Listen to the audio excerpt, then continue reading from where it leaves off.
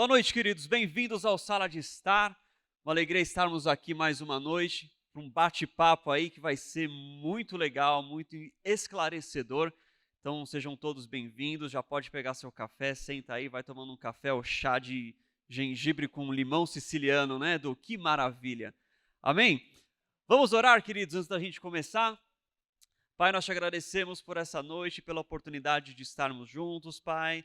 Nós colocamos a soberania do Senhor no centro de todas as coisas e o Senhor no centro de todas as coisas, que o Senhor possa nos esclarecer, nos ensinar, nos trazer entendimento, compreensão, falar conosco através desse bate-papo, é o que nós te pedimos e nós te agradecemos desde já pela tua presença neste lugar, Pai. Em nome de Jesus, amém. Queridos, hoje o Sala de Estar, a gente vai trazer temas, né? Na verdade, o Sala de Estar hoje é o afinal. É isso mesmo? O que nós queremos trazer com isso? Queremos muitas interpretações bíblicas, muitas ideias que surgem e que estão na cultura do cristianismo hoje, mas quando você vai olhar na Bíblia, você fala, peraí, isso não está escrito, né? Então existem muitos erros de interpretação, alegorias e coisas que vão sendo faladas e tomadas como associações culturais dentro do cristianismo, mas que não estão na Escritura ou nem sempre é da forma como se fala. Então, nós idealizamos esse bate-papo hoje para trazer alguns exemplos, trazer algumas questões para a gente poder esclarecer para vocês, tá? Dito isso, já queria de antemão dizer que nós não vamos abrir para perguntas no final. Ramon, por quê? Porque a nossa ideia aqui é trazer esclarecimento de alguns textos, algumas passagens e alguns pontos. Às vezes surge uma pergunta que necessita de tempo para ser explicada. E eu explicar de forma rápida vai trazer mais confusão do que esclarecimento, e esse não é o propósito que a gente tem para hoje, tá bom? Então nós separamos algumas questões aqui que nós queremos trazer, conversar um pouco sobre elas e que possa esclarecer e abrir o nosso entendimento para muitas questões, muitas coisas. À minha direita, ele sempre, Aloysio Júnior. Bem-vindo, Juninho. Boa noite, galera. Hoje vai ser da hora, hein? Vai ser da hora. Pegaram o chazinho do Edu aí, tá maravilhoso, Ó, gente. no friozinho, o chazinho do Edu tá demais, hein? Dentro de algumas perguntas que a gente formulou para hoje, para a gente explicar, a primeira que a gente queria trazer é quais são os perigos de uma interpretação errada. O que isso ocasiona? O que isso pode levar? O que isso pode agregar? O que isso pode se tornar perigoso dentro de uma teologia ou dentro de um pensamento cristão? Então, já queria começar aqui com o Juninho para a gente bater esse papo. O que uma interpretação ruim, errada do texto bíblico, quais são os perigos dessa interpretação? Bom, acho que quando a gente pensa a respeito de interpretação, né, a gente faz uma interpretação da vida em si, né? A gente interpreta a vida. Todo mundo olha e olha uma atitude, alguma coisa e interpreta isso. E muitas vezes isso gera uma prática na nossa vida, né?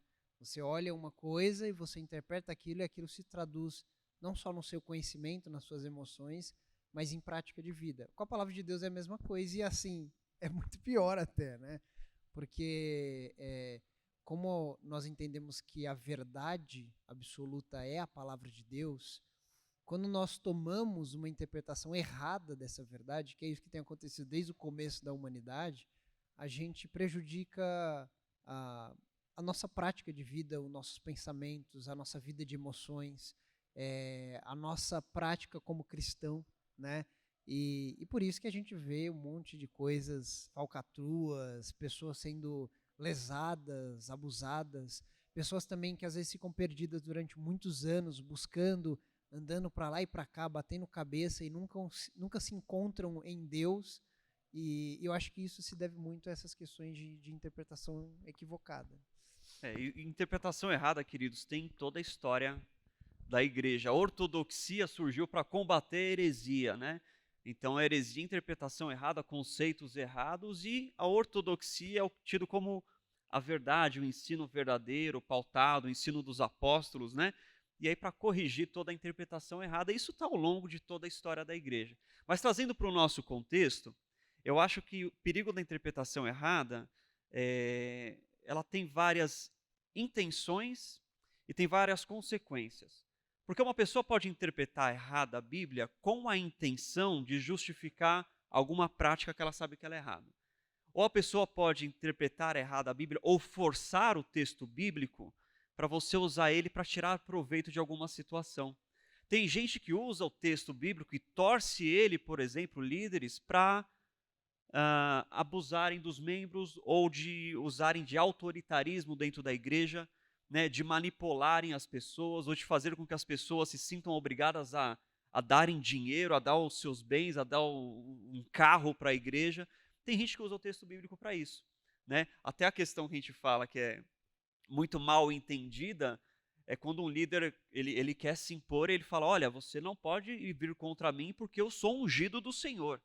Né? Isso daí é algo totalmente, né? Ele está pegando um texto uma mensagem que Davi fala acerca de Saul, que na verdade o tocar no ungido do Senhor era agir com vingança, era matar. Davi fala: eu não vou matar Saul, eu não vou me vingar de Saul, eu não vou tocar no ungido do Senhor. Não significa que não é crítica, que não é você chamar a atenção de um líder ou coisa do tipo. E o segundo ponto, eu já nem treinando, não é uma pergunta essa, mas só para esclarecer como pode ser usada. O segundo ponto é de que na nova aliança todos nós somos ungidos do Senhor, todos nós somos revestidos, lavados, regenerados, marcados e fazemos parte de uma aliança superior, todos nós somos ungidos. Então já é um tipo de interpretação que é usada para manipular ou tirar proveito ou se colocar como intocável dentro de uma igreja ou de uma liderança, que já é uma interpretação errada. Então tem gente que torce o texto para tirar proveito com uma intenção. Mas também existe consequências variadas de uma interpretação errada. Às vezes você entender errado um texto traz uma consequência somente para o seu modo de agir ou para a sua crença, ou às vezes a gente vai falar algo de alguns aqui que no final das contas não interferem na sua teologia. Né? São interpretações erradas. Mas existe também níveis que vão se agravando de interpretação errada do texto bíblico. Porque a interpretação errada do texto pode te levar a extremos, como, por exemplo, o antissemitismo. O ódio aos judeus, o antissemitismo, foi maior dentro da igreja do que no mundo islâmico. A igreja perseguiu mais os judeus do que o islamismo ou qualquer grupo radical.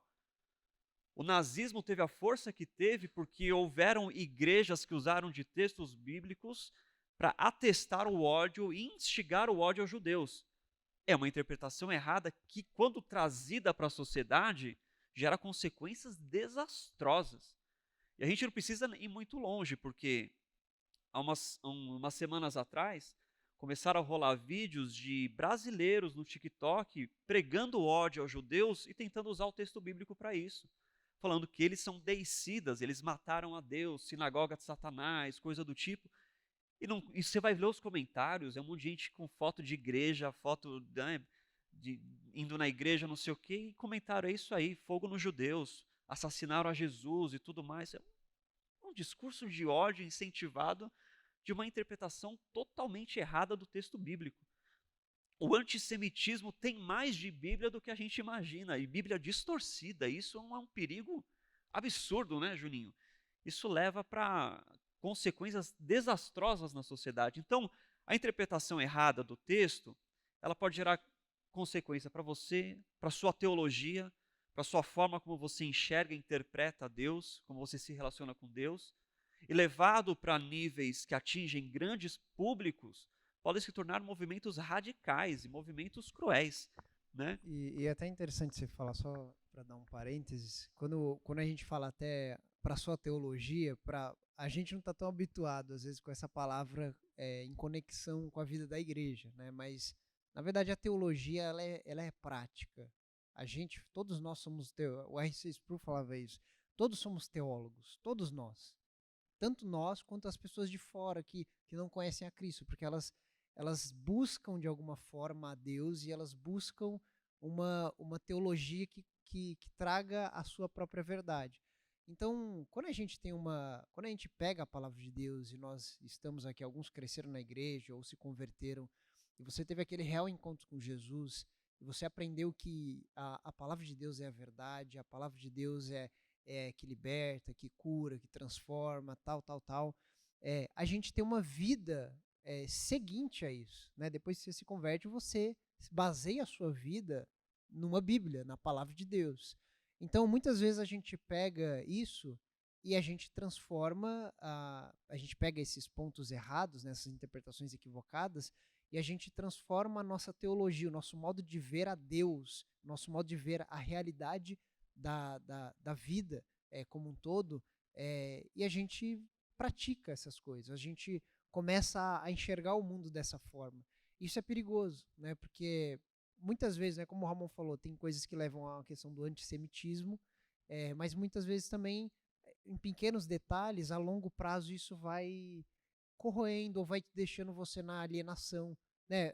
A gente pode citar vários, a gente vai até passar alguns aqui. Tem uns que o Ramon falou que eu nem sabia, cara. Às vezes o pessoal comenta há tanto tempo, não, porque é isso, é dessa forma, né? Não, porque segundo a palavra de Deus é isso. Aí, se você parar para perguntar, mas de onde você viu isso? Ah, não, é que eu ouvi do fulano. Aí vai pro fulano. Mas de onde o fulano ouviu? Ah, não, eu ouvi do líder tal. Ah, mas o líder tal? É Leon. Ah, é que eu li no negócio e estava escrito em tal passagem. Quando você vê, a passagem não tem nada a ver. Né? As pessoas criam ideias, hipóteses e coisas e elas propagam isso. Né? São várias coisas que a gente tava até conversando agora, que as pessoas carregam durante muito tempo, e vira basicamente uma lenda urbana, né? É uma lenda urbana que se torna, uma lenda evangélica se torna e as pessoas abraçam isso. Só que a gente sabe que essas coisas, elas afastam a gente, de certa forma, da verdade. Sejam elas pequenas ou grandes. Né? Então, a gente precisa dar esse foco nesses pequenos detalhes. Mesmo porque, às vezes, uma crença numa interpretação errada, ela te aprisiona em muitas coisas. Né? Você cria uma cultura de medo por você falar, não, se eu fizer isso aqui, algo vai acontecer.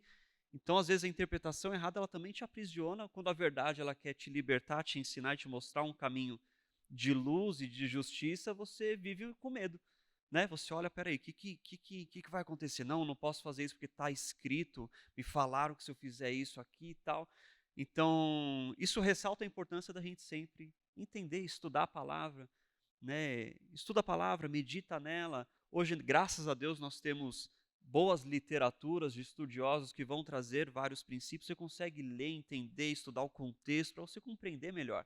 Né? E você não cair também em qualquer coisa que se ouve, porque cada hora a gente ouve umas coisas absurdas. Né? A gente estava comentando agora, há umas 2 semanas voltou na internet um assunto que já era dos anos 90, que fala Esse eu não que... conhecia, eu não sabia. porque você é jovem, né? Dos anos 90, que falava que Eva teve relações sexuais com o diabo e esse é o motivo e a consequência da queda. É uma interpretação totalmente alegórica e mística do texto bíblico que está muito além do que a escritura está falando. E era um rapaz no TikTok, cara, falando isso. E um monte de gente curtindo, compartilhando, você fala, meu, o cara do TikTok ali usa, não tem base, não dá nem para falar que é uma interpretação, porque nem o texto mesmo ele interpreta. Ele pega alguns pontos, joga no alto assim, aí ele fala que a árvore que estava no jardim é um ponto de energia do mundo espiritual, sabe aquelas coisas que totalmente além do texto bíblico? Mas o brasileiro gosta do misticismo, ele gosta de coisas, será que estava oculto e agora está sendo revelado e não sei o que e tal, então acaba dando ibope para esse tipo de coisa. Mas é sempre bom a gente voltar para o texto bíblico, olhar e falar, e poder separar o que são essas coisas. Falar, não, isso daqui não preciso nem levar em consideração o que ele está falando aqui, que é totalmente... É quase uma nova era ali, um conceito de nova era que ele traz, né? Que você fala, meu, pelo amor de Deus, né, Ju? Você chegou a ver, não, né? Eu vi, na verdade, eu tava conversando com o Ramon que não sei se vocês conhecem o pastor Diógenes, né, que é o Fio do Nordeste. Ele tava conversando comigo essa semana e a gente às vezes conversa sobre questões de hebraico, né, porque a gente gosta de estudar um pouquinho. E ele falou que uma pessoa perguntou sobre isso, né? E aí ele falou, e ele é bem pastoral, né? Ele foi bem todo cuidadoso, tal, com a pessoa, tal. Ele até contando, rachei o bico, que acho que foi um jovem lá que perguntou, tal. E geralmente as pessoas, às vezes, tem pessoas que vêm em humildade mesmo perguntar. Isso a gente tem que ser assim, nem tudo a gente vai saber responder, nem tudo a gente vai saber teologicamente, isso vai ser o resto da vida, a gente vai estudar, vai meditar, vai amadurecer. Mas tem pessoas também que, às vezes, você pega um cara do TikTok, assim, pelo amor de Deus, o cara quer é prepotência, né? A pessoa acha que sabe alguma coisa e sai espalhando e tal, tal, tal. Aí se você dá uma confrontada, a pessoa não sabe o que faz, né?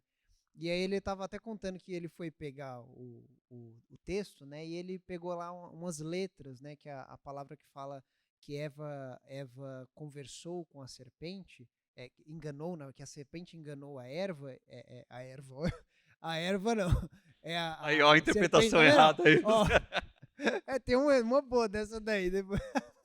E aí a serpente enganou a Eva, e essa palavra enganou, eles estão falando que as letras do hebraico, porque as letras, os pictogramas, né, eles têm significados, né? Então você tem lá o Aleph, que é a primeira letra, que é meio condizente com a nossa letra A, ele significa um boi, né? É um chifre, na verdade, de boi. Mas é porque isso foi a forma como a escrita foi desenvolvida. E aí o cara pegou cada letra lá e ficou, não, porque isso representa isso, isso representa isso, isso representa... Aí conectou uma coisa toda doida. Aí ele foi, pegou, todo cuidadoso, né? Deixa eu pegar aqui minha Bíblia e tal. Aí disse que ele abriu a Bíblia dele, né?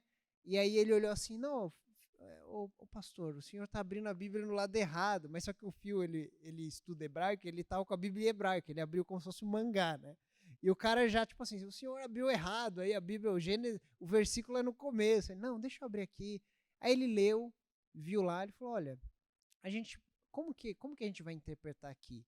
Não é pegando letra por letra, é vendo o que toda a palavra de Deus diz nessa palavra. Então, todas as outras vezes que aparece enganou no hebraico, ele pegou. Ele falou, todos os outros contextos não significa que coabitou, que teve relação sexual, que não teve nada.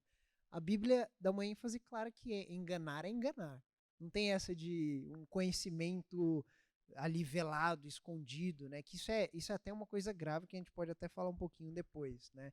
Mas você vê, ele foi, explicou, mas as pessoas acreditam nessas coisas, né? É uma coisa que até é meio cabalístico, né? Que o pessoal tem no meio dos judeus, tal, que um ponto significa uma coisa, outro ponto significa outra, outro ponto, sei lá o quê. Só que a tradição, os judeus, os mestres, os rabinos, ninguém lê dessa forma, né? Paulo, Pedro, Tiago, Jesus, ninguém leu dessa forma, mas o menino do TikTok descobriu o conhecimento que estava escondido, né? Vamos começar então com algumas perguntas que a gente separou aqui. A primeira é: o que a Bíblia fala sobre chamado? Afinal, o que é chamado na Bíblia? Esse era legal depois, né? Ou não? Quer É? falar agora mesmo? Não, já vamos começar com essa. Bom, até separei alguns versículos, porque chamado, a gente conversando sobre alguns temas, e quando a gente fala sobre chamada, é uma coisa que pega para todo mundo, né? Todo mundo chega na igreja, você tem um encontro com Deus, tal, tal, e aí uma das primeiras coisas que você ouve falar é: você precisa encontrar o seu chamado, né? Você precisa encontrar tal, tal, tal, tal, tal. E assim, não é nenhuma forma de criticar esse tipo de pensamento, tá, gente? Na verdade, é só pra gente entender como que essa vulgarização da palavra chamado faz com que a gente confunda algumas coisas. E eu aprendi isso, na verdade, quando eu estudei um negócio do Dr. Russell Shedd, fantástico, ele deu um estudo a respeito disso. E a ênfase, quando a gente vai ver sobre chamado, todo mundo pensa, não, sou chamado para estar no louvor, sou chamado para ser missionário, sou chamado para ser mestre, sou chamado para cuidar das crianças, sou chamado para os moradores de rua, tal, tal, tal.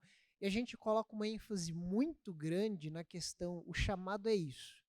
Só que a Bíblia não diz isso. O Novo Testamento não fala a respeito de ser chamado a determinada coisa.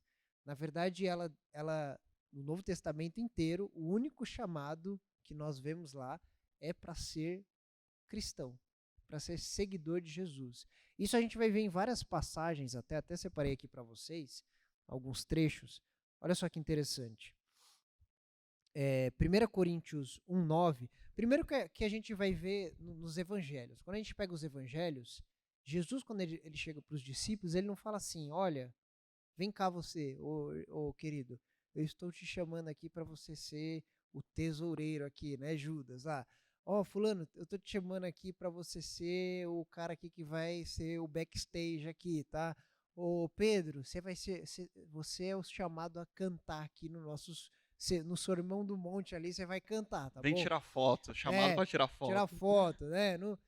Na verdade, ele não faz isso. Ele vai e chama, né? Ele chama esses discípulos, vai estar lá em Marcos 1, né? Lucas 5 também fala sobre o chamado dos discípulos. E ele fala, sigam-me, né? É um chamado do próprio Deus, sigam-me. Ele só fala isso. Venham, e eu vos farei pescadores de homem. Né? Venham. Esse é o chamado que a gente vê já em Jesus. Ele chamando aqueles que eram pecadores a se arrependerem em primeiro lugar e agora eles estão seguindo a Jesus. Quando a gente vai ver depois as formas como Paulo vai dizer, isso a partir ali do 1 Coríntios 1:9, é um versículo bem conhecido, ele fala o seguinte: fiel é Deus pelo qual vocês foram chamados para a comunhão de seu Filho Jesus Cristo, nosso Senhor. Vocês foram chamados para a comunhão. Né? Isso não é o do louvor, ou o líder, ou o pastor. Não, isso aí, todos vocês que são igrejas são chamados a isso. São chamados à comunhão com Jesus Cristo, nosso Senhor. Depois, em 1 Coríntios 7,15, ele diz que nós somos chamados, Deus chamou vocês para viverem em paz. Ele está até dando um contexto lá de casamento, tal, de divórcio. E ele fala assim, Deus chamou vocês para viverem em paz. Esse é um chamado a todo cristão, para viver em paz. Ou seja, para não ter intriga, para também não ter, naquele contexto de casamento, de ter aquela escravidão, tal, que ele está falando sobre a questão do marido crente, o descrente, e a esposa descrente e tal. Ele fala assim, não, Deus chamou vocês para estarem em paz. Esse é um chamado de Deus, a estar em paz. Depois, e aí é uma parte que eu vou ler aqui com vocês, que é uma que ele dá mais ênfase um pouquinho depois em 1 Coríntios 7:21. Olha só que interessante. Ele fala o seguinte: foste chamado sendo escravo, não te preocupes com isso, mas se ainda podes conseguir tua liberdade, aproveita a oportunidade. E aí ele vai continua discorrendo sobre isso. Mas olha só que interessante. Ele fala o seguinte, ele está dando ênfase aqui nessa parte de 1 Coríntios. Vocês foram chamados como escravos? Ou vocês, depois ele vai falar, ou você é livre? Isso não importa. O que importa é esse chamado. Então esse chamado que Paulo está falando aqui, ele não tem nada a ver entre ser livre e entre ser escravo. Do mesmo contexto, depois ele vai começar a aumentar um pouquinho essa ideia. E esse chamado, na verdade, não é para uma coisa, não depende da sua circunstância ou do seu tipo de vocação. Depende do chamado desse Deus, desse chamado a ser um seguidor de Cristo, a ser um povo de Deus eleito, a ser uma pessoa que vai refletir a imagem de Deus. E aí depois, peguei uns versículos só para vocês verem como é, e tem vários outros, mas só para vocês verem como é um pouco complexo isso. Gálatas 5:13, Paulo vai dizer que Deus nos chamou para a liberdade, né? Tanto que ele usa até essa passagem, ele fala assim, Deus os chamou para a liberdade, mas não usem dessa liberdade para e ele vai explicando isso. Então você vê que esses elementos a qual todos nós somos chamados não diz respeito a um cargo, a uma função, a nada disso. Diz respeito a um chamado de Deus a ser povo de Deus, um chamado de Deus a ser igreja de Deus, um chamado de Deus a ser seguidor de Jesus Cristo. Né? Só para finalizar aqui, gente, eu peguei mais um Efésios, que é importante a gente pegar o contexto, né? Para a gente entender um pouquinho mais. Efésios 4:1, só para vocês verem rapidinho aqui. Efésios, deixa eu pegar aqui, 4:1. Paulo vai falar o seguinte: portanto, eu, prisioneiro no Senhor, suplico-vos que andeis de modo digno para com o chamado que recebestes. Ele fala assim, olha só, com toda a humildade e mansidão, com paciência, suportando-vos uns aos outros em amor. Né? Não é um chamado fácil. Né? Às vezes a gente não, eu sou chamado para isso. Não, a gente é chamado a isso, na verdade. Nós somos chamados a isso. Ele fala assim, andem conforme esse chamado de vocês. Andem em humildade, andem em mansidão, andem em paciência, andem suportando-vos uns aos outros. Isso é um chamado para toda a igreja, né? Independente do seu tipo de vocação.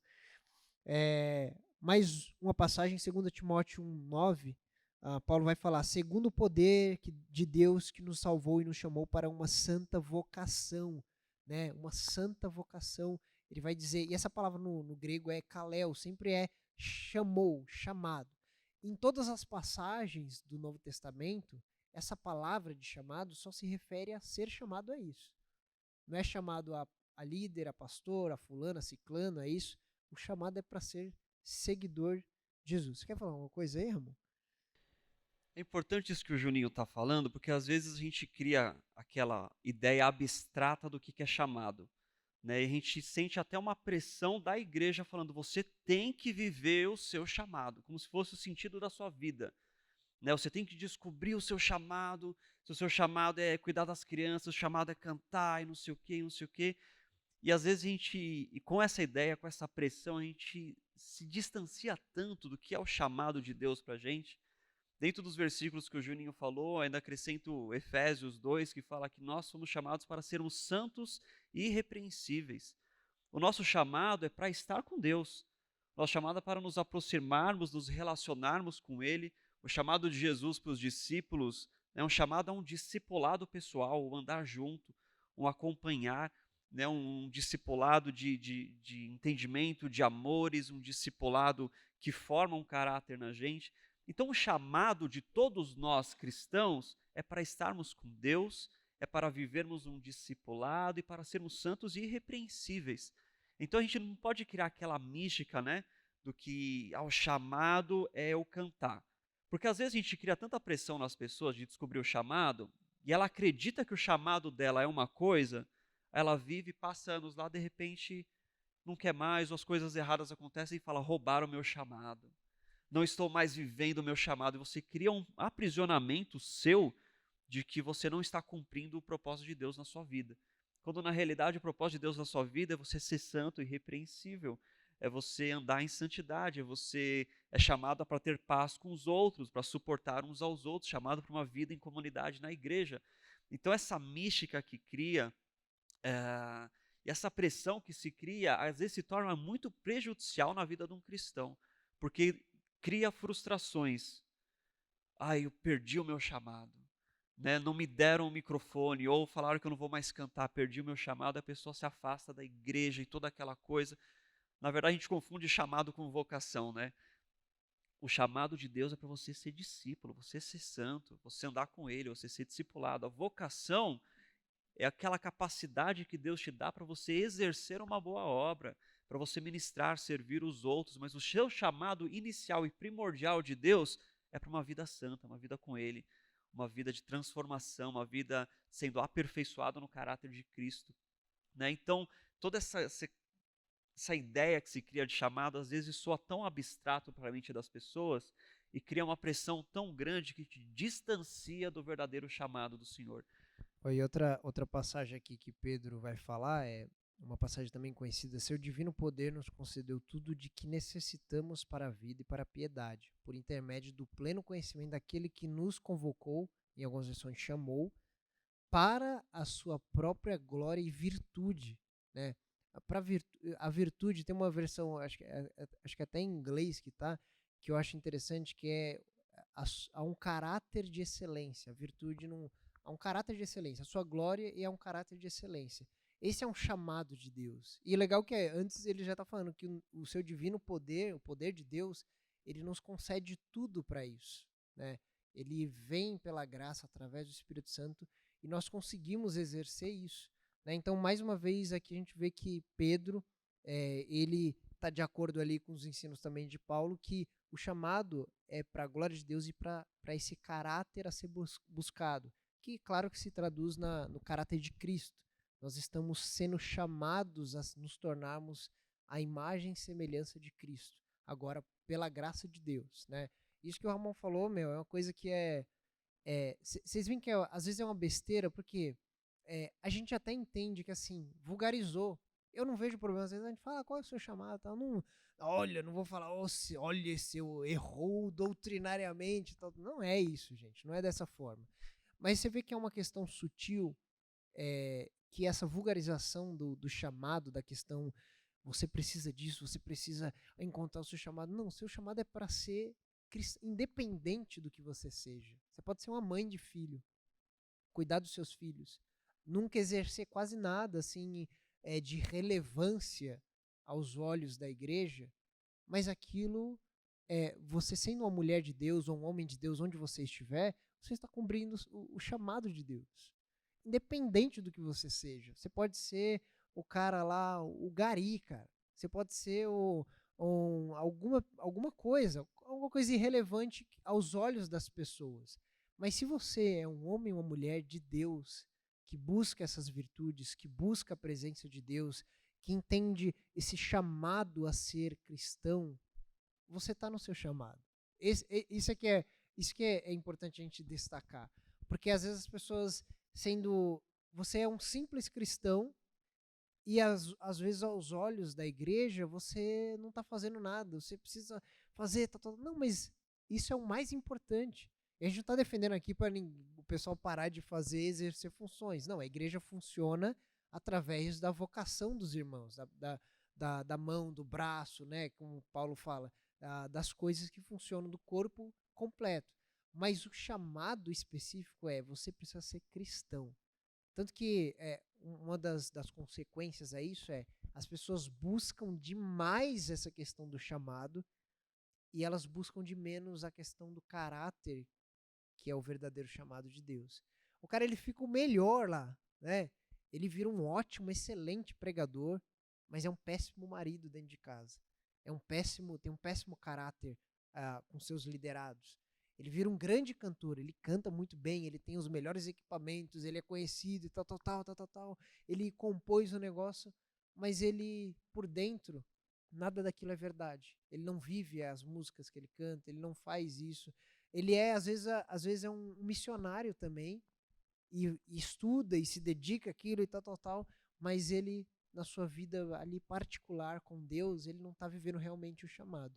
Isso é o gap, é o perigo que a gente entende nesse significado de chamado, né? Você vê como é uma coisa simples, né? Eu acho que a maioria de nós sempre pensou dessa forma. Eu, basicamente, muito tempo achei, não, meu chamado é isso daqui que eu tô indo, eu tô seguindo para isso e tal. Não, a gente tem um chamado para ser cristão. E essa é a ênfase que a gente tem que dar, independente de onde você estiver. Porque às vezes a gente mede até pela questão do sucesso. A gente começa a querer, será que eu estou crescendo? Será que eu estou pela métrica do seu chamado, entre aspas, né? Mas não pela sua vida de caráter, né? Muito bom, muito bom.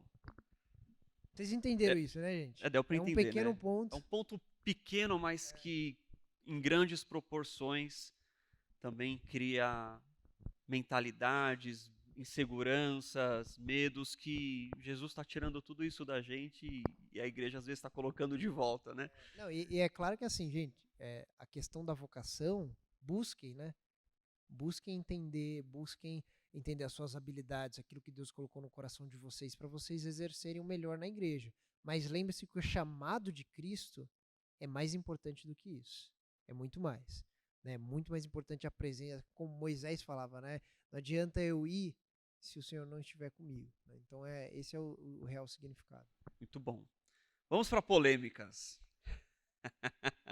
Afinal, Juninho e Ramon, eu mesmo. Afinal, o tanque de Bethesda curava? Olha só, isso daqui Isso daqui já deu discussão em sala de aula, Juninho. Como assim não cura, não sei o quê? Vamos explicar uma passagem que está lá em João, capítulo 5. Versículo 1 vai dizer: passadas essas coisas, havia uma festa dos judeus, Jesus subiu para Jerusalém. Ora, existe ali, junto à porta das ovelhas, um tanque, chamado em hebraico Betesda, o qual tem 5 pavilhões. Nestes jazia uma multidão de enfermos, cegos, coxos e paralíticos. Versículo 4.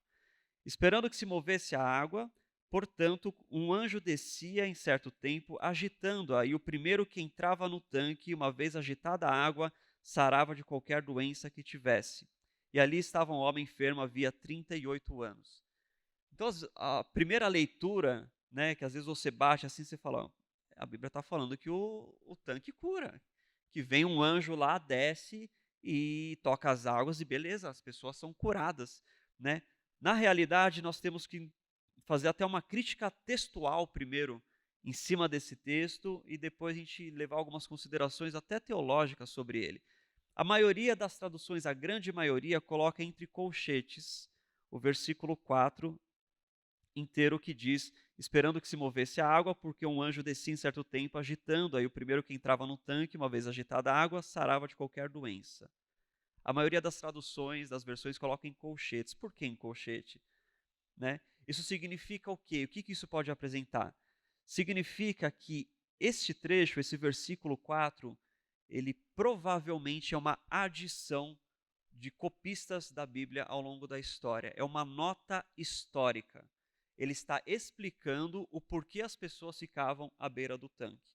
Tá? E a maioria dos versículos das Bíblias também colocam lá embaixo a notinha explicando que entre colchetes esse trecho não está presente em alguns manuscritos. Tá bom? Então a primeira crítica textual que a gente faz aqui em referência a isso é de que quando está entre colchetes, ele é uma adição. Isso é um motivo de se preocupar? Nossa, a Bíblia não é inerrante, né? Palavra de Deus e não sei o quê, não sei o quê. Não, porque a princípio isso daqui é uma nota histórica explicativa. E na verdade essas adições no texto bíblico são pouquíssimas. Então a gente pode ler uma tradução, pode ler a Bíblia hoje e confiar de que ela é a seleção da grande maioria dos manuscritos e ela está legítima, ela está igual, ela está certa, mas às vezes a Bíblia acrescenta entre colchetes, sempre sinalizando que esse trecho não está presente em alguns manuscritos. Então existe sempre a opção dele ser uma adição, né, ou uma remoção. Às vezes acontece esse princípio. Mas é algo que vai bagunçar a teologia? De forma nenhuma.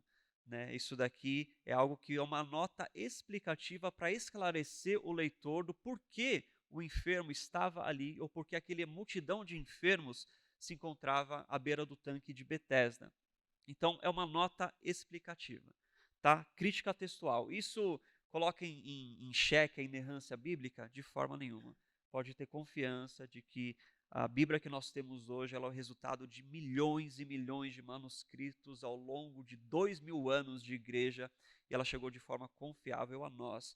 Apesar de ter algumas adições que são pouquíssimas, tá? No que significa que você vai encontrar 700 adições no texto bíblico, são pouquíssimas e não interferem no sentido ou bagunçam qualquer princípio E teológico da elas, Bíblia. quando elas aparecem, né, geralmente você vai ver, tá bem Marcado, né? marcado, assim, alguns chamam de parentetíases, né?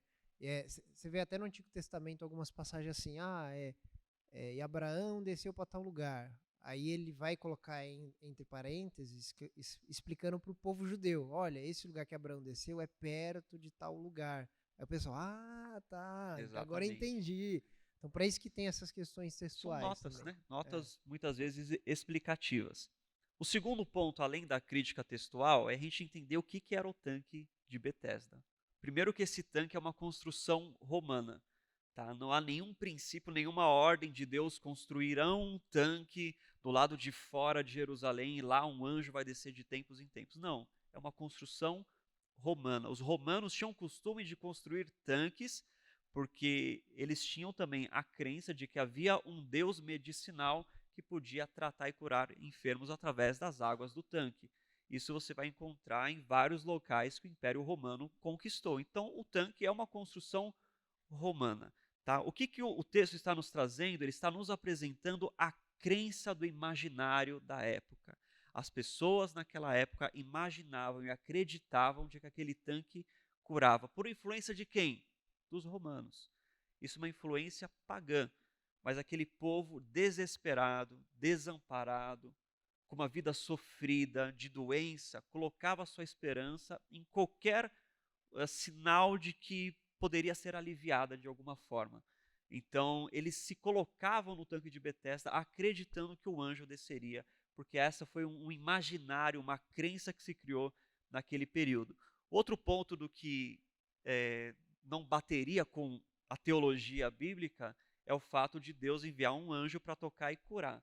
Senão o anjo se tornaria o motivo de adoração daquelas pessoas. O anjo se tornaria o ídolo daquelas pessoas. Então não encaixa com o princípio bíblico, não encaixa com a teologia cristã essa ideia. E esse tanque, inclusive, foi escavado, né, no final do século XIX, houveram escavações no tanque e acharam no final dele fissuras que funcionavam como jatinhos de água, né, com o fluxo do ar saindo, ele fazia aquele movimento na água. É quase a nossa hidromassagem de hoje, né? Mas na época não era uma hidromassagem, mas era um movimento que vinha. Então eles acreditavam que aquilo poderia curar. O fato de apresentar na Bíblia não significa que Jesus está atestando ou que o evangelista, o apóstolo João, está atestando de que o tanque curava. Né? Essa adição é colocada para explicar o porquê que as pessoas colocavam sua esperança naquele tanque. E quando Jesus chega naquele ambiente, ele fala: eu sou a esperança que você deve buscar, porque de mim vai proceder a cura. E Jesus cura aquele homem.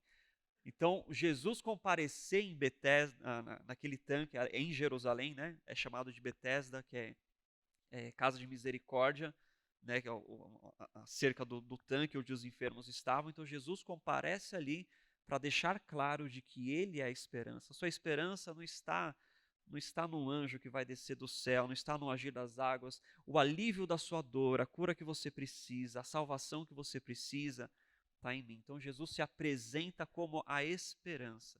E a gente não pode também achar que, nossa, o que faz uma pessoa ficar 38 anos frequentando aquele lugar lá, né?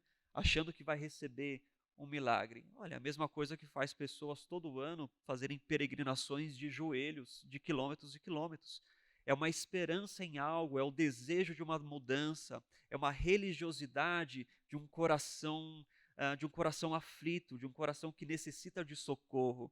O misticismo faz isso, né? A religiosidade faz isso. As pessoas colocarem esperança, olha, eu vou colocar a esperança de que se eu andar, se eu me flagelar numa peregrinação, algo vai acontecer, se eu andar de joelho, algo vai acontecer, se eu colocar um santinho de cabeça para baixo, eu tenho esperança de que eu vou casar. São misticismos, né, imaginários popular.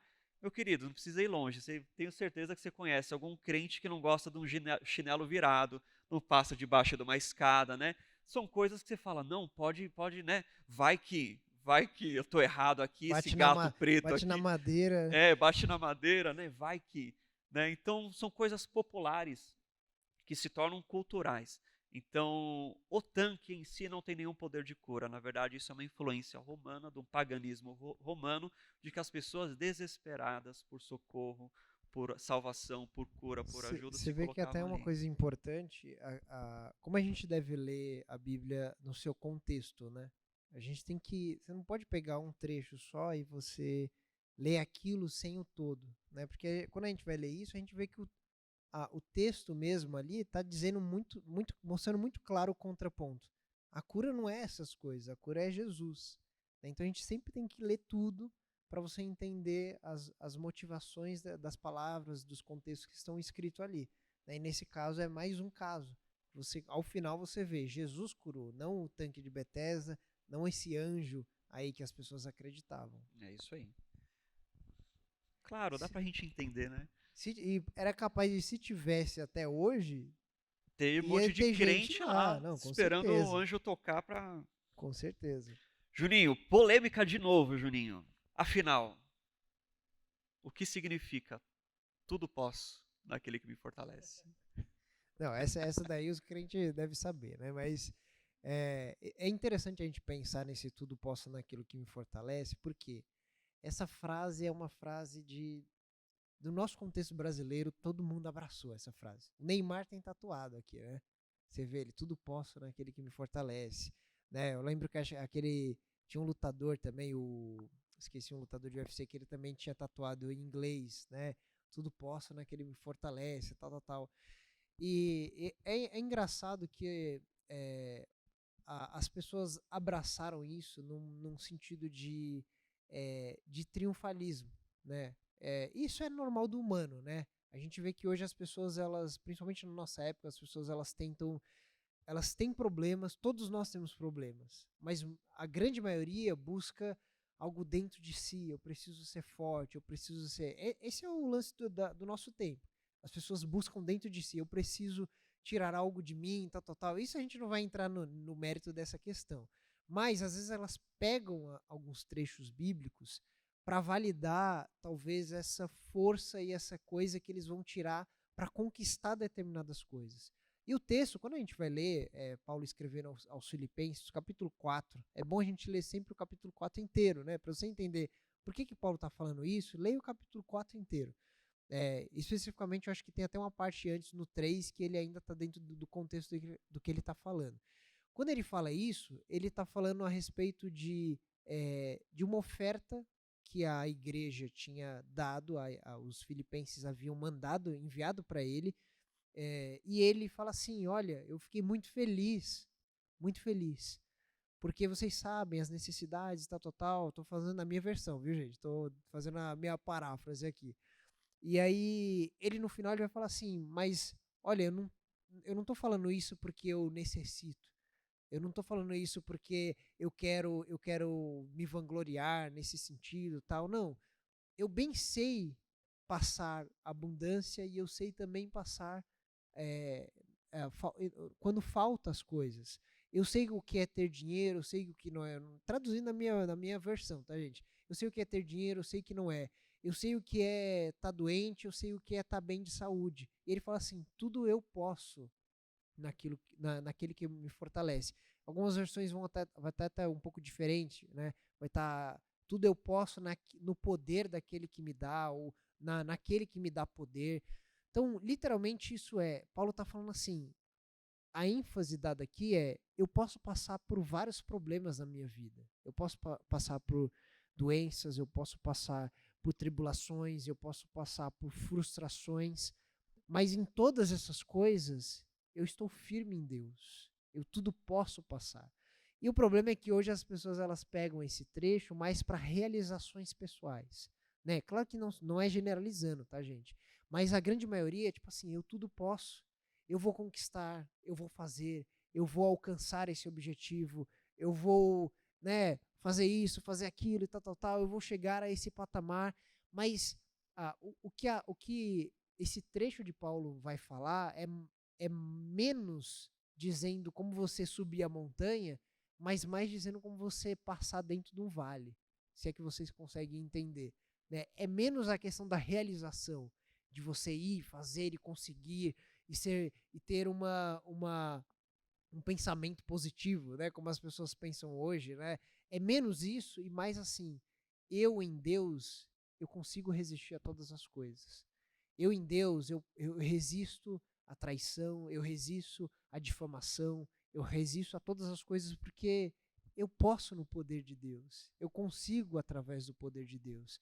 Nas minhas mazelas, nas minhas necessidades, Deus nos faz forte. O próprio Paulo vai falar nesses tempos, nas circunstâncias de fraqueza. Então essa é a ênfase que Paulo vai dar. Não é muito essa questão de realizações pessoais, né? Que é uma coisa, você vê, é uma questão simples.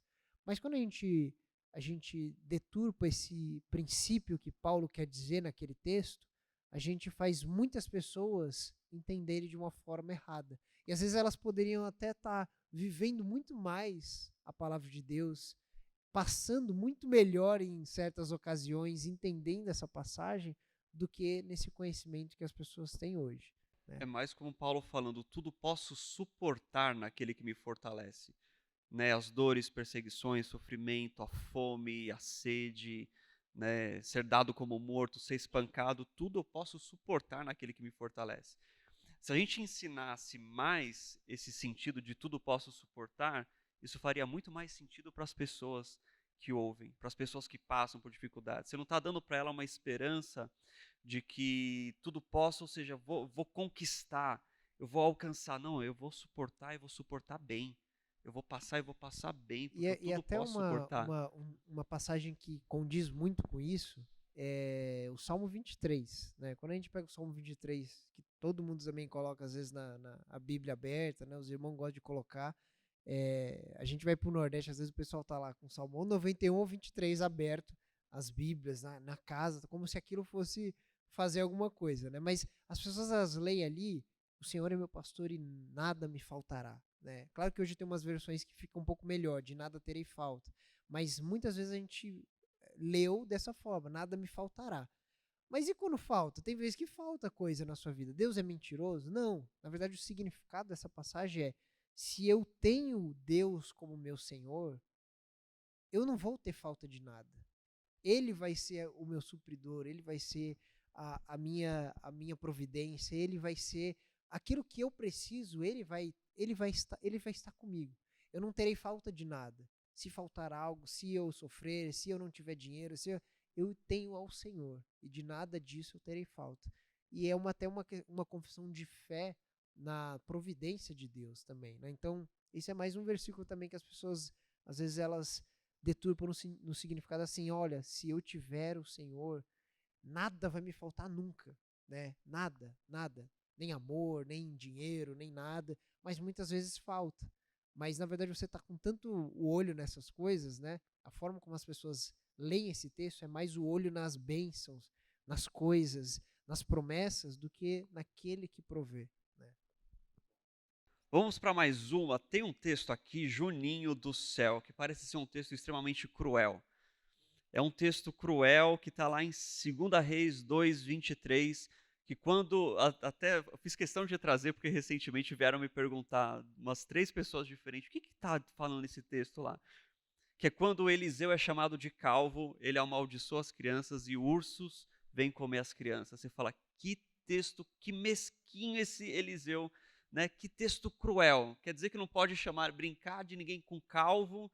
Aí já tinha os calvos se defendendo. A última vez que zoaram um calvo, que era homem de Deus lá, se deram mal, né? Tá, então, o que acontece nesse texto? Deixa eu ler para vocês lá. 2 Reis, capítulo 2, versículo 23. Então subiu dali a Betel, e indo ele pelo caminho, uns rapazinhos saíram da cidade e zombavam dele, dizendo: sobe, calvo, sobe, calvo.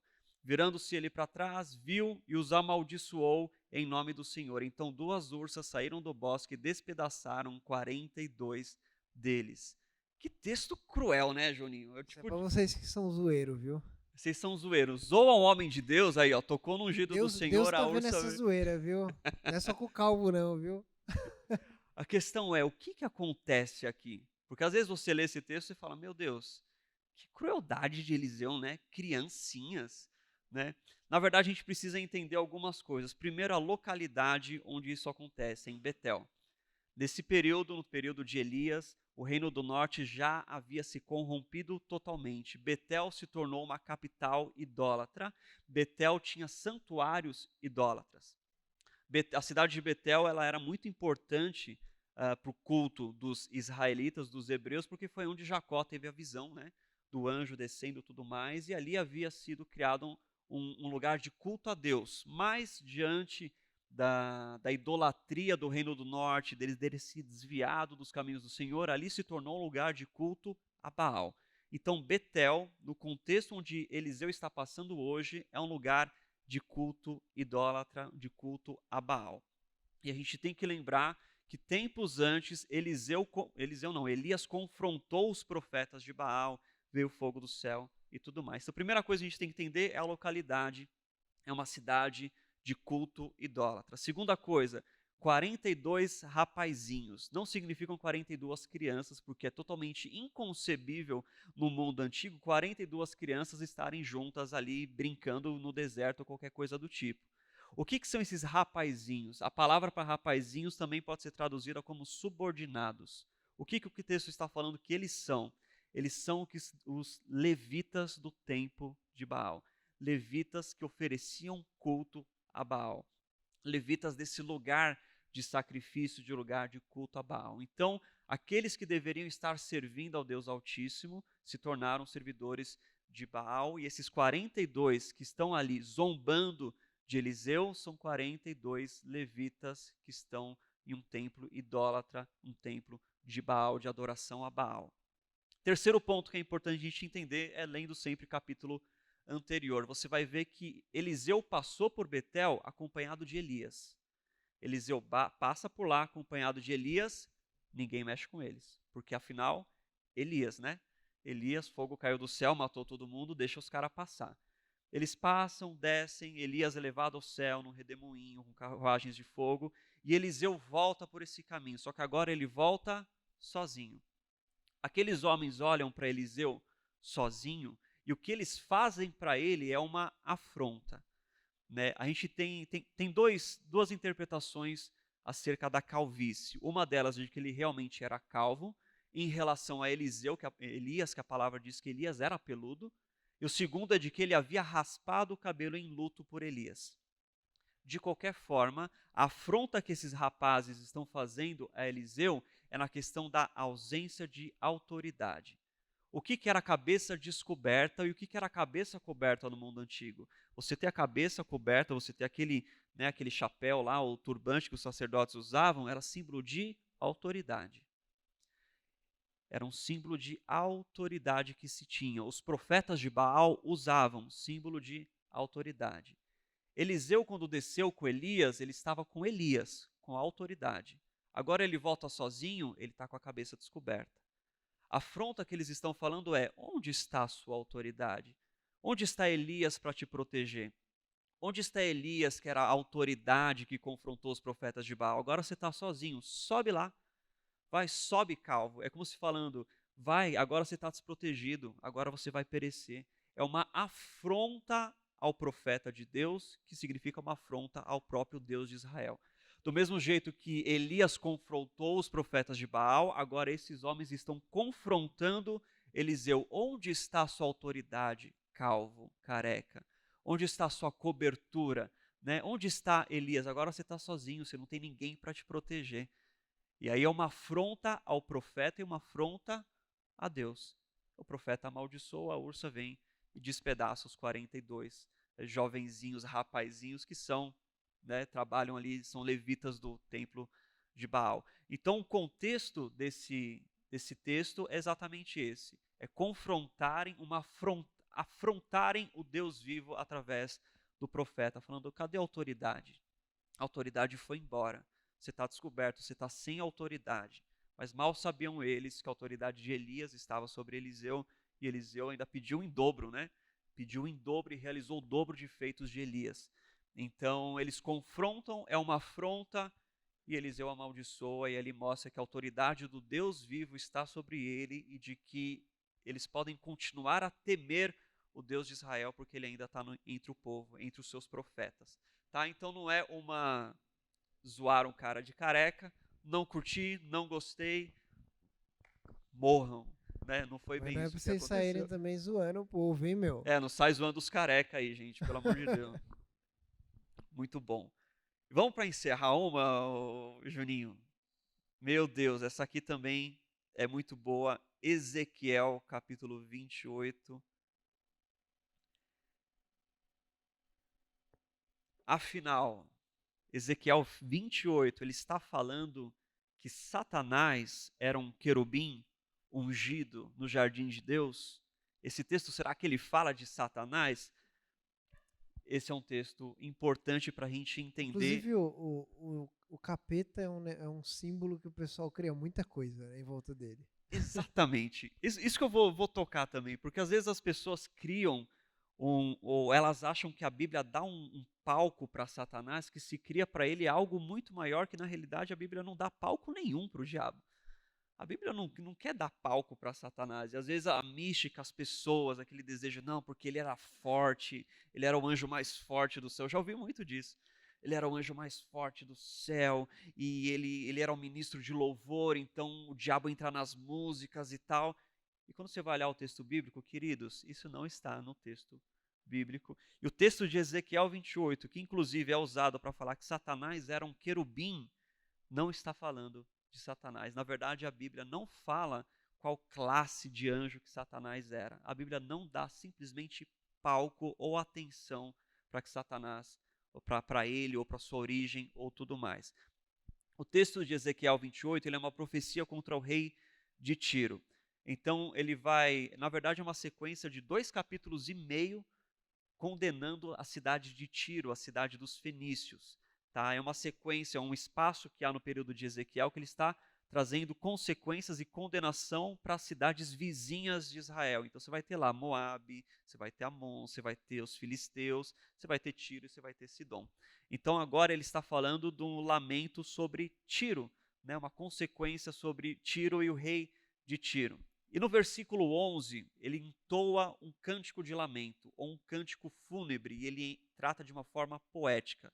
Então, Ezequiel 28, capítulo 28, versículo 12, veio a mim a palavra do Senhor, dizendo, Filho do homem, levanta um lamento contra o rei de Tiro, e dize-lhe, assim diz o Senhor Deus, tu és sinete de perfeição, cheio de sabedoria e formosura, estavas no Éden, jardim de Deus, de todas as pedras preciosas te cobria, o sardio, o topázio, o diamante, o berilo, o ônix, o jaspe, a safira, o carbúnculo e a esmeralda. De ouro se te fizeram os engastes e os ornamentos, no dia em que foste criado foram eles preparados. Tu eras meu querubim da guarda ungido e te estabeleci.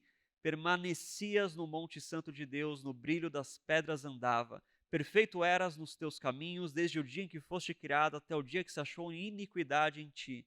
Na multiplicação do seu comércio se encheu o teu interior de violência e pecaste, pelo que te lançarei profanado fora do manto e te farei perecer, ó querubim da guarda, em meio ao brilho das pedras. Elevou teu coração por causa da sua formosura, corrompeste em tua sabedoria por causa do teu resplendor, lancei-te por terra diante dos reis te pus para que te contemplem. Pela multidão das tuas iniquidades, pela injustiça do teu comércio, profanaste os teus santuários. Eu, pois, fiz sair do meio de ti um fogo que te consumiu e te reduziu a cinzas sobre a terra aos olhos de todos os que te contemplam. O texto ele usa a figura de um querubim, né, uma figura angelical, mas a gente precisa entender primeiro quem era o rei de Tiro, o que ele era, o que ele representava no mundo antigo. A gente precisa sempre entender o contexto para entender o que o profeta está falando. Primeiro, é claro que o texto está falando contra o rei de Tiro, não há menção nenhuma ao diabo aqui. Ele não interrompe uma sessão de julgamento das nações para falar do diabo e trazer uma ideia do que é o diabo e o que aconteceu. Ele está falando diretamente, o texto é claro, do rei de Tiro. Tiro era uma cidade fenícia. O que era a cidade fenícia? Era uma cidade portuária do mundo antigo. Os fenícios eram famosos pelo seu comércio e sua frota marítima. Eles eram, do mundo antigo, um dos maiores frotas marítimas e mais avançados na navegação. Isso fez com que Tiro e Sidom, que são cidades fenícias, se tornassem ricas, porque elas faziam comércio entre continentes. Eles eram colonos, então eles levavam mercadorias, traziam mercadorias, se tornaram extremamente ricos. Segundo ponto, por dominarem o mar, por serem aqueles que navegam, o mar no mundo antigo sempre teve a figura de caos. Sempre tem a figura de caos, o caos dos mares primordiais. O livro de Jó, a gente estudou, ele fala dessa menção do caos, né? Então, o rei fenício, o rei de Tiro, por ser aquele que domina a frota marítima, ele já se considerava como um Deus. Eu sou aquele que domina sobre os mares. E o que Deus e o profeta estão condenando é a soberba do coração dele. Você foi colocado, Deus te colocou aqui, Deus que te trouxe essas riquezas, essa sabedoria, mas o seu coração se tornou soberbo. Você se disse, eu sou Deus. Né, o capítulo 28 vai dizer, a partir do versículo 1 ele vai fazer esse relato, o rei de Tiro dizia que ele era Deus, eu dominava sobre o mar, eu sou rico, eu sou sábio, eu sou desejado pelas nações. Então ele está condenando a soberba e o orgulho do rei de Tiro. E aí ele usa a figura angelical do querubim. Mas o querubim, queridos, ele não é uma exclusividade da fé judaica cristã dos hebreus. O querubim é uma figura do mundo antigo. Você vai ver, por exemplo, a esfinge no Egito é uma figura, é um tipo de querubim. O querubim é uma figura que você vai encontrar na Pérsia, na Mesopotâmia, você vai encontrar ali na Síria, na Babilônia, e geralmente são associados como guardiões, né? Então, você pode achar ruínas na Síria, por exemplo, de cidades onde no pórtico, na entrada, no muro da cidade, estátuas de querubins, porque eles eram figuras de glória, de poder e guardiões. Então o profeta está usando este exemplo de glória, de poder daqueles que estavam no monte de Deus, né, para falar, você foi que nem um querubim. Ele faz essa analogia, na verdade, uma sátira, né? Ele está fazendo de uma sátira. Você foi colocado, ó querubim ungido, mas se achou iniquidade em ti, você foi expulso, e o seu comércio, né, se tornou violento. Não tem sentido você falar que o diabo comerciava. O diabo não tinha uma tenda lá e comerciava, enfim. Ele está falando do comércio de Tiro que se tornou violento, agressivo. Você se tornou soberbo, você se elevou mais do que devia, e agora eu te faço cair.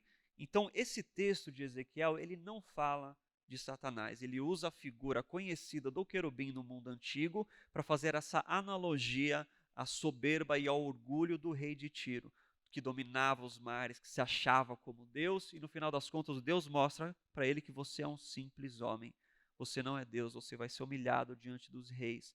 Você achava que após a sua morte você ia para o lugar dos deuses, após a sua morte você vai ser enterrado no fundo das águas. Né? Você é um homem, você não se compara a Deus. É essa a sentença que o profeta está trazendo. Na verdade, esse imaginário, né, de achar que o diabo era o querubim e tudo mais, surgiu na época da patrística. A gente está falando nos primeiros 1000 anos da igreja. Foi uma interpretação alegórica desse texto que se enraizou na igreja católica e passou também, por consequência, se desdobra na igreja cristã. Então muitos trazem ainda de que o diabo é um anjo querubim que estava no jardim de Deus e tudo mais, quando na verdade o texto não está falando do diabo, ele está falando da Aí figura do a, rei e da sua aí soberba. a Ivete Sangalo, para ajudar, escreve uma música, né? Aí Um anjo complica a caiu do cabeça do céu, meu brasileiro, querubim, não sei o que, né? brasileiro. Ela está falando do diabo, vamos condenar a Ivete. Mas claro, né, essa interpretação alegórica se enraizou muito na cultura cristã, que se você fala isso daqui, a gente explica o texto para algumas pessoas, é um confronto. Nossa, eu sempre aprendi que o diabo era um querubim ungido, esse texto estava falando dele, quando na realidade não está, e a Bíblia não dá palco para o diabo, tá bom? Isso a gente precisa sempre. As pessoas gostam de misticismo, de procurar coisas ocultas e significados ocultos, porque tem um livro apócrifo que não sei o que, não sei o que, e a gente, E né, até uma se coisa interessante, distancia. até pra gente ir finalizando, né? Que é a gente vê que desde o começo da história da igreja, a gente chama isso de uma seita que houve, né? Uma heresia que sempre permeou a igreja, que alguns vão até falar que é um conceito que aparece na humanidade, que é o gnosticismo, né? O gnosticismo vem da palavra gnosis, né? Que é conhecimento do grego, e sempre teve na história pessoas que surgem assim, olha só, eu tenho uma revelação escondida aqui, tal, tal. Vocês percebem que isso assim não é só na questão da Bíblia, sempre surge. Não, todo mundo tem um negócio escondido, tal. Isso é uma coisa inerente ao humano mesmo. As pessoas elas têm essa sede pelo oculto, tal, tal, tal. Isso a gente vê até que é uma questão da figura caída do homem. O homem ele perdeu a imagem de Deus e a verdade, e no seu pecado, ele busca de alguma forma as questões espirituais, de todas as formas, encontrar algum jeito, algum caminho, algum atalho para entender, para achar essas questões espirituais, quando o único caminho é Jesus, né? E isso aparece de tempos em tempos. Isso é até uma questão para a gente até deixar aqui para vocês, que até isso, esses pontos que a gente passou, é uma questão de tomem cuidado. Sempre houve esses problemas e sempre vão surgir. Sempre vai aparecer pessoas falando, não, olha, esse ponto aqui está dizendo isso, olha, a, chegou uma nova revelação. Um tempo atrás eu ouvi que tinha um rapaz aí pregando por aí, e pessoas até que eu conhecia, que foram aqui da igreja, falaram, não, porque estão trazendo uma nova revelação que nunca foi pregada no Brasil, e tal, tal, tal, e tal, tal. Gente, isso como Paulo diz, é anátema. Seja amaldiçoado aqueles que chegam com ideias traiçoeiras, que escondem. E você vê que não existe isso. Jesus já deixou claro, Deus já deixou claro. Claro que tem coisas que Deus deixa oculto a nós. E ele não vai revelar para o Zé da Couve lá que tem o TikTok, né? Não vai revelar para aquela pessoa para sair falando por aí. Deus tem seus motivos, né, para ocultar verdades para nós, mas a gente tem que tomar cuidado com essas pessoas que surgem, né? Com essas coisas que vão surgindo. A verdade do evangelho já está exposta. A cruz, Cristo, o sangue, o sacrifício vicário, aquilo que houve, aquilo que é, aquilo que vai acontecer, a gente já sabe a forma principal. As questões principais a gente já sabe. Então isso é um pequeno detalhe que a gente tem que tomar muito cuidado. Sempre surgiu, há um tempo atrás, né? Um tempo atrás não, mas há muitos anos surgiu o Código da Vinci, né? Eu lembro um monte de gente comprando, Dan Brown escreveu o Código da Vinci, tal, o pessoal, nossa, olha, e, nossa, Jesus, e as pessoas questionavam, nossa, é verdade, ninguém sabe, olha esse evangelho aqui que ele falou, escreveu, que está escrito que ele casou com Maria Madalena, tal. Quando levaram isso para academia, né, tinha vários estudiosos, assim, fantásticos, e assim, na história da igreja nunca ninguém deu trela para isso.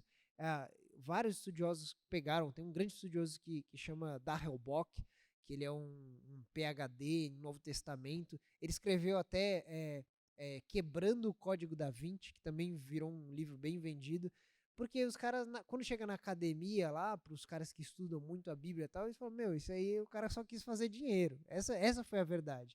Ele quis vender um negócio, fazer um marketing em cima disso e vendeu. Eu assisti os filmes até, não sei se vocês assistiram, é legal até o filme, mas é uma viagem lá com Tom Hanks, acho que é o Tom Hanks, né, que faz, mas assim, não tem embasamento acadêmico, teológico, histórico, não tem nada disso, assim, é uma conversa já batida, já. Os evangelhos apócrifos são analisados lá por exegetas, por caras que conhecem o latim, o grego, historicamente sabem quando o texto foi escrito, o porquê, as motivações e tal, então sempre vai surgir essas questões, então é muito perigoso a gente vá naquilo que você já sabe. A palavra de Deus tem questões complexas, mas a mensagem principal do evangelho é simples. É simples. Né? Então tome cuidado com esses pequenas raposinhas que vão surgindo, né, por aí. Muito bom. Teria muitas outras questões que a gente poderia trazer aqui, mas claro, o tempo não dá, mas a gente pode, né, depois abrir para responder mais algumas coisas. Às vezes até pelo Instagram, né? O Instagram dá pra gente abrir lá. Se tiver alguma pergunta, tal, a gente vai lá respondendo. Porque tem muitas outras coisas que a gente podia trazer aqui. E o que fica é o que o Juninho falou no final.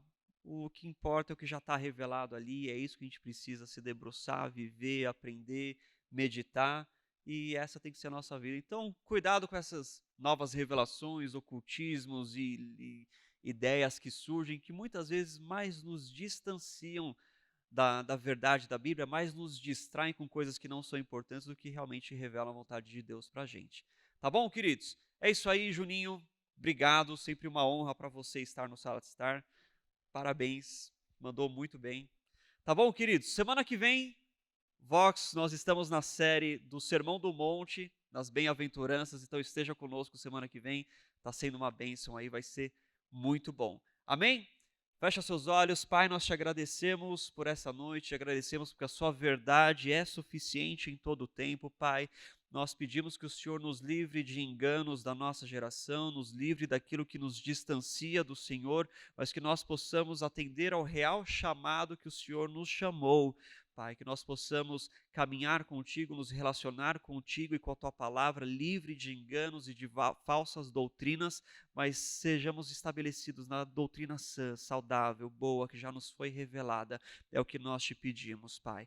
Abençoa o nosso retorno, abençoa o nosso resto de semana, esteja conosco e que o amor de Deus Pai, as consolações do Espírito e a graça do Deus vivo esteja com a igreja hoje e todos sempre, em nome de Jesus. Amém. Amém, queridos? Deus abençoe, vão em paz, tem sempre um cafezinho, o chá do Edu Chazinho lá do que está Edu aí. muito bom.